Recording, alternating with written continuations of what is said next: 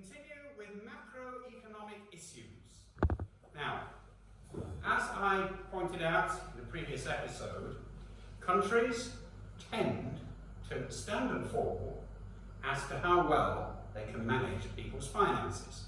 Because one of the things that people care a great deal is whether the money in their pocket is going to be worth tomorrow what it was worth today, or whether they can expect a reasonable stream of income to be able to support the standard of living that they would like. So now let's go on to the three issues. We're going to deal with them one by one. Our aim is just to mention the problems, the issues, identify them, describe them as an economist would. In our future episodes, we're going to look at the way that governments can actually solve those problems. So off we go. The first one is an equitable distribution of wealth. Now that does not mean an equal distribution of wealth. Economics recognises the fact, countries recognise the fact, that some people are going to be having a much higher standard of living than others. But the question is it fair? Is there, for example, for those that really cannot help themselves, a safety net, which means that no one will be going without necessary food, a roof on their head, and basic clothing? Or even if some people are very, very much richer than others. Also, people who are doing extremely well need, and this is part of equity, to have their interests protected as well. Because often it's they're the people that actually create jobs for other people. On the other hand, you don't want a situation where one person's got all the cash and all the other people are slaves to that person. Because that would be a gross example of an unequitable distribution of wealth. The next thing is inflation. Inflation is the rise in cost of living. And we in our previous sessions, we looked at how that was calculated. But what is a reasonable level of inflation is that people who are actually investing in the country are actually getting a good return on their investment. So you don't want no inflation. Typically 1 or 2% is fine, not 10 or 20%. And certainly not what's going on in certain parts of the world, 100 or 200%. So a little bit of inflation is a healthy thing. A lot of inflation is extremely unhealthy. Then we come to the third problem, reducing unemployment. Now, why unemployment is a big issue is as follows. Firstly, it's a source of income. But secondly, even if it was possible to put people on the social security, most people don't like being on the social security. Most people want jobs, most adults. It's part of their life. It's even part of their identity. And then unemployment can have very severe social costs.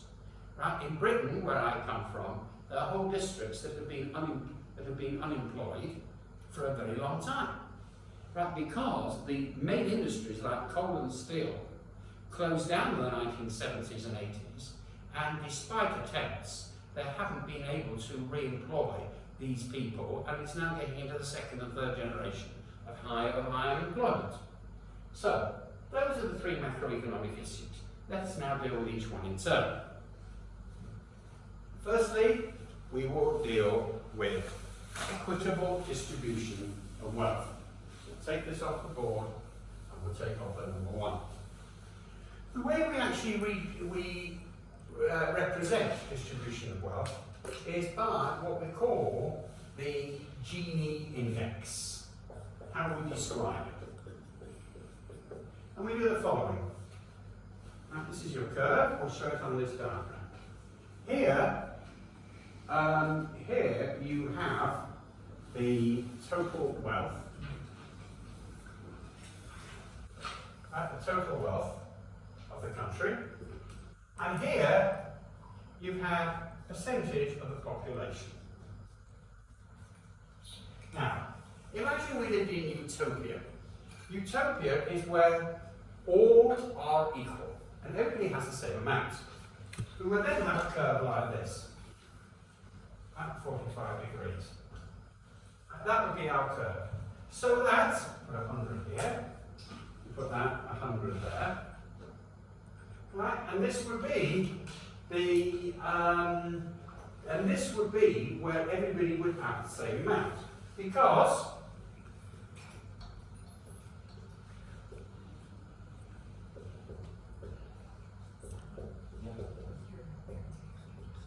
25, the lowest 25% of the population would, at the lowest 25% of the population, we have 25% of the wealth. The next 50% of the population would have 50% of the wealth.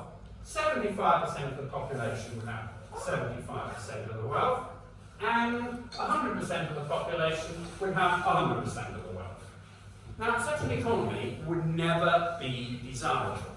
The reason is because if everybody has the same, nobody's motivated to work.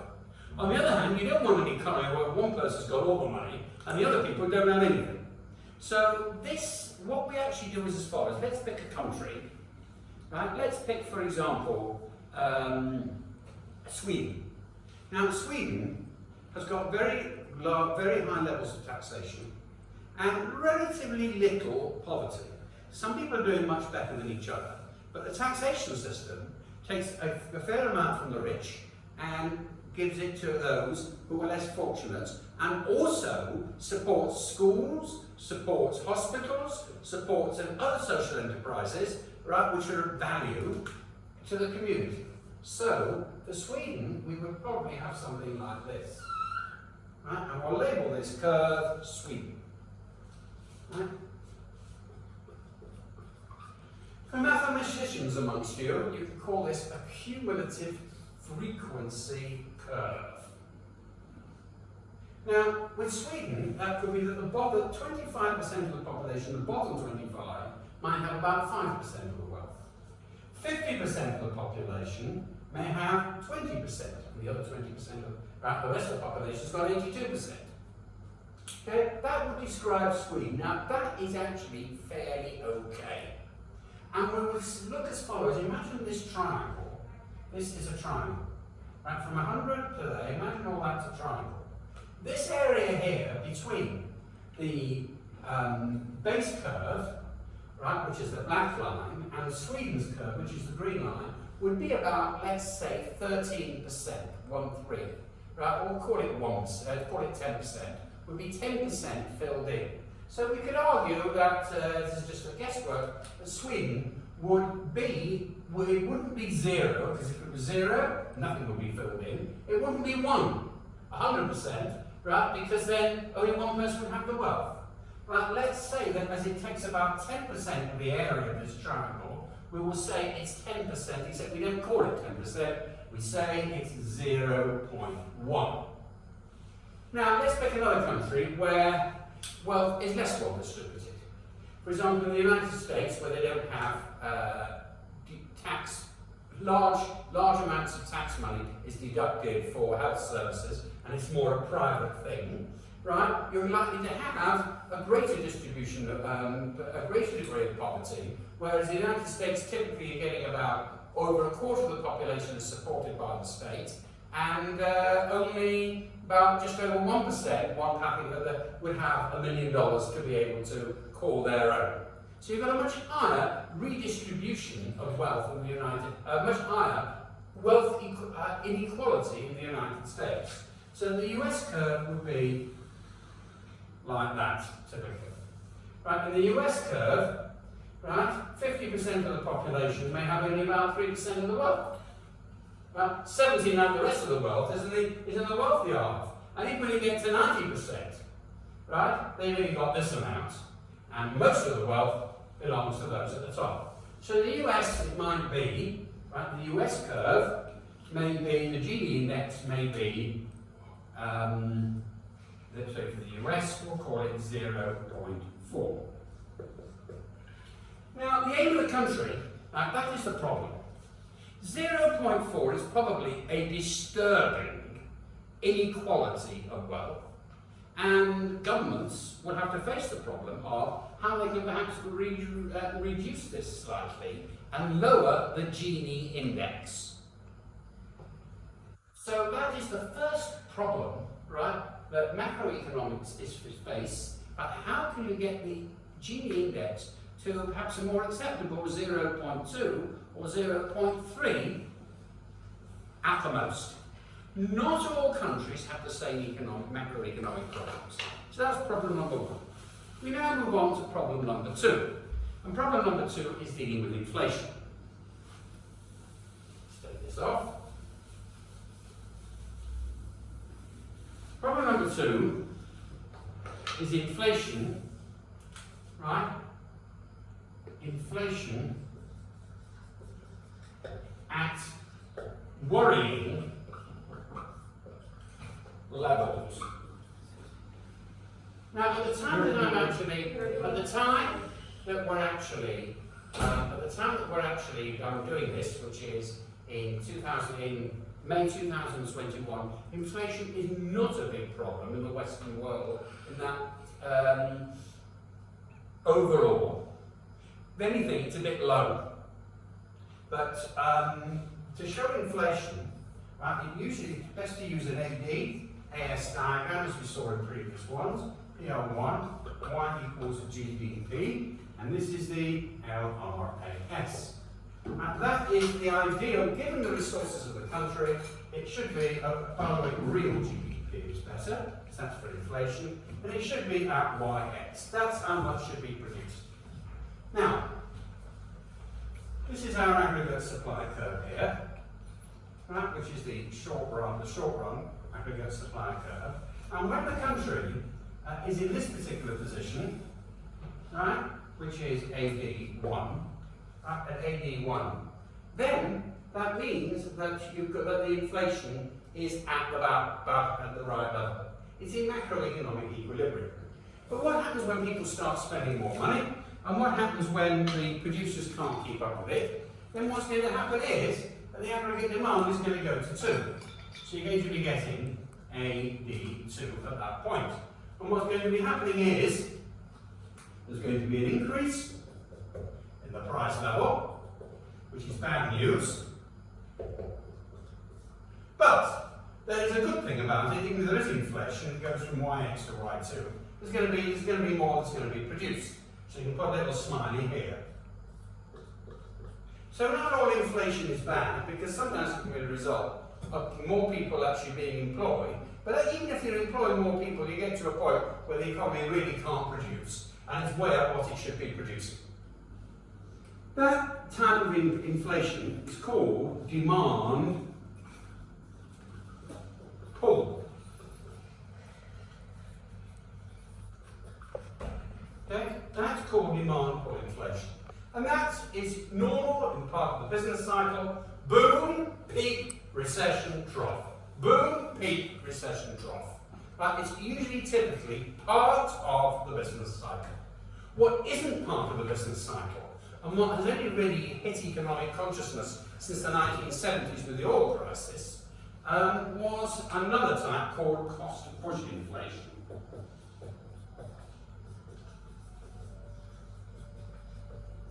This is something much nastier. Let's start with the same diagram. PL, Y equals GDP, and we start with YX, and here goes the SRAS.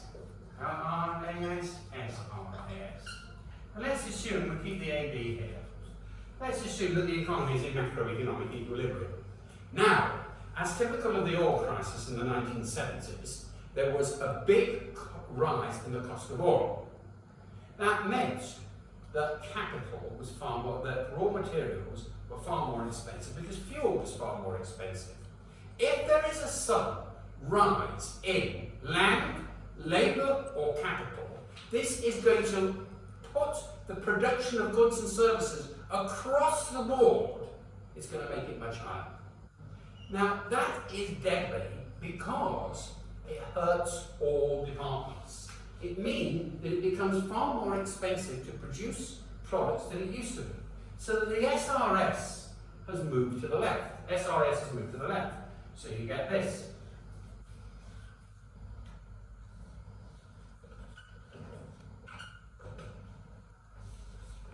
Right?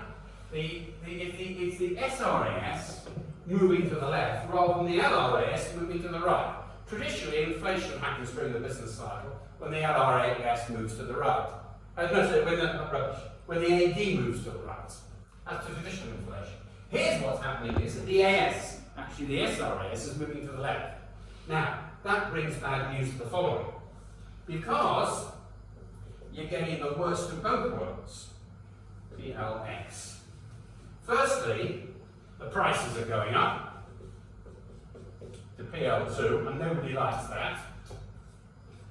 Oh, misery. And what's also happening is that unemployment's rising. Because there are fewer jobs, the economy is getting slower. So it's going to go to Y2, and that's going to be miserable as well. That's cost-push inflation. This is deadly. Because it means the economy is getting slower and smaller and smaller, and at the same time, prices are getting higher and higher. And of course, it can get even worse, because the way that it can actually get worse is, right, that people go on strike because the workers say we're not getting enough money, pay us more, so the AD will go to the left. And then what's going to happen is before you know where you are, you're going to end up with a wage spiral. Right? Because the AD will go to the left, then we say we haven't got enough money, then prices are going to go up higher, then they give in and they pay them more money, and then prices go, you're going to be getting the inflation going and spiralling up like that. Now, the name for this type of inflation, right, cost-push inflation, is also known as stagflation. Perhaps that's not a good enough word, because it's not that the economy is failing to grow, stagnating, it's actually getting smaller and smaller, because people are out of work, and B, prices are going up. So this is the second macroeconomic problem that we've looked at. Inflation getting out of hand, or getting to undesirable levels. Either demand pull, or cost push. What's the difference? We will discover that in our next episode, because the government policies to deal with demand pull inflation are relatively straightforward. To deal with cost push inflation are risky, harder, and take much longer, and can often involve a lot more expense as well. And we don't know if they're necessarily going to work. Sometimes it can make cost push inflation is bad news. Let's now move on to our third set of problems, right? Macroeconomic issues. Having looked at, number one, distribution of wealth, number two, inflation, we'll now have a look at unemployment.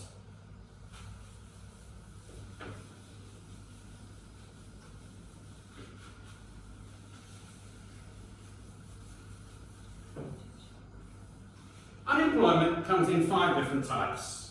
We will list them.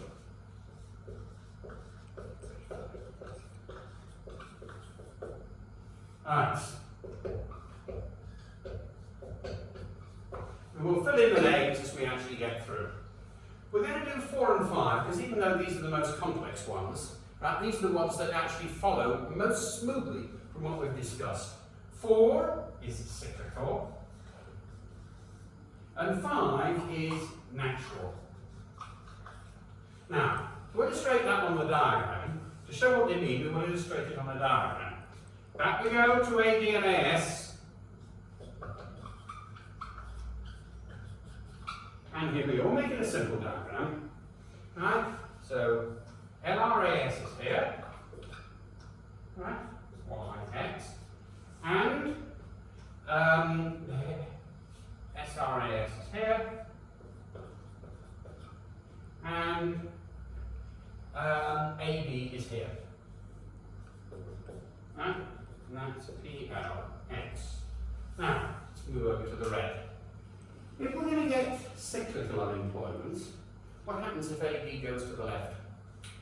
If AD goes to the left, what's going to happen is, to AD2, prices are going down to PL2, but, right, Y2, but the country will only need enough workers to be able to produce Y2.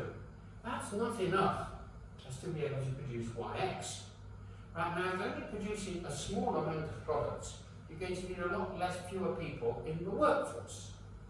So, if you've got fewer people in the workforce, Right? Those that can't find jobs are temporarily unemployed when they get letters saying, dear so-and-so, because we're cutting down because of the economic recession, your job does not need to be carried out, so we're going to dismiss you for the time being. However, if the economy pulls up and goes back from AD2, if you like, back to AD, then we will be able to rehire you.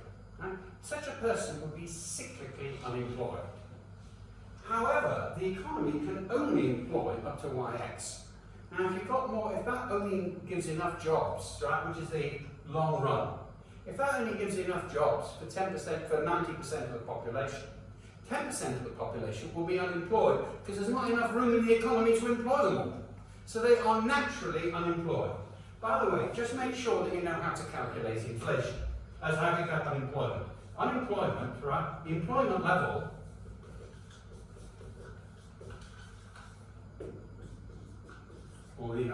is as follows, right? Or the unemployment level, better, right? Is simply number unemployed divided by total workforce.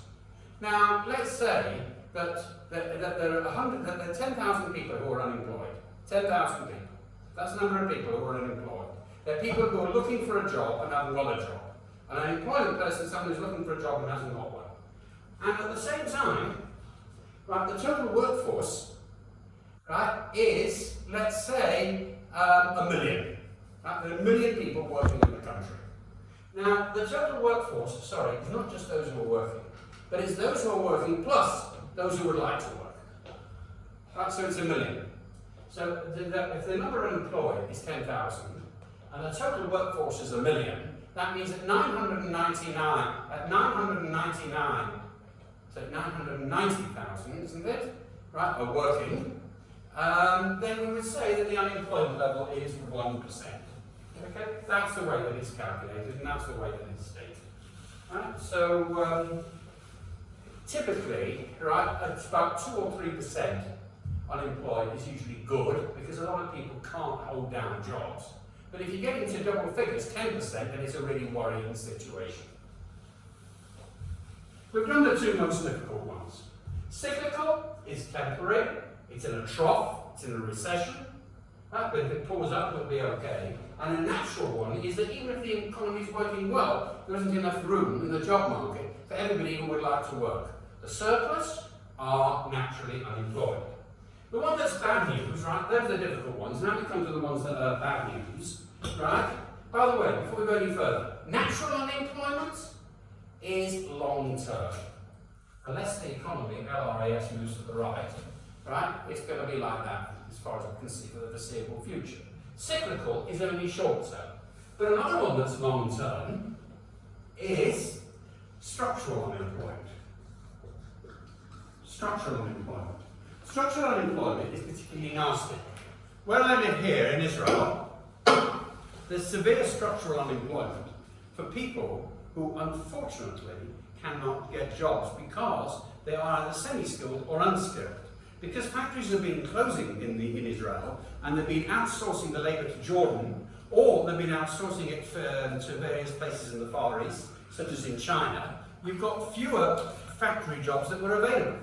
So those who are factory workers, you've got a lot of people who are structurally unemployed because the jobs are no longer there for them. We've got two more that we'll just finish off. Right, there is unemployment which is seasonal.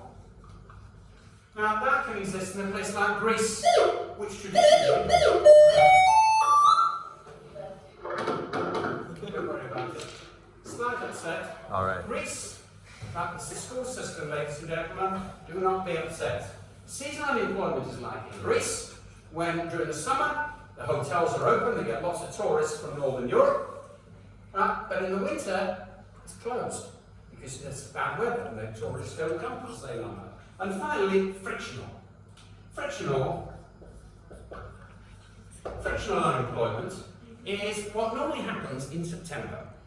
Typically, people tend to resign their jobs, usually during July, August, and then look for new jobs September, October. So therefore, there tends to be a lower level of employment during September, October, because that's when people are often going from one job to the other. They've resigned their job and they haven't necessarily found something suitable. And it's at its lowest around about April, May, June, by which time that they're all fixed up. So to summarise, we have now looked at 3 problems. Firstly, we've looked at the issues of the first macroeconomic problem, which is unequal distribution of wealth. That can be a problem in some countries. Secondly, problems with inflation, either too low or too high. Right? And finally, too high being the more typical one, when prices are going up too high and people can't afford it. And finally, unemployment.